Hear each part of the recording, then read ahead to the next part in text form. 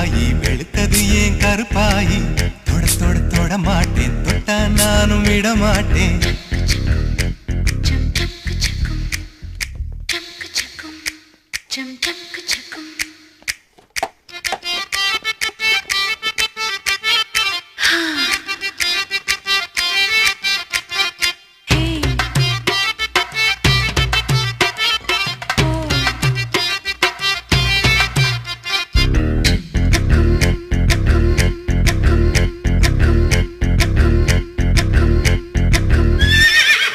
திருப்பாச்சி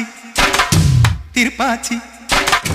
திருப்பாச்சி அருவா போல வளைஞ்சு நிக்கிற உடம்பு இது வளைஞ்சு நிக்கிற உடம்பு இது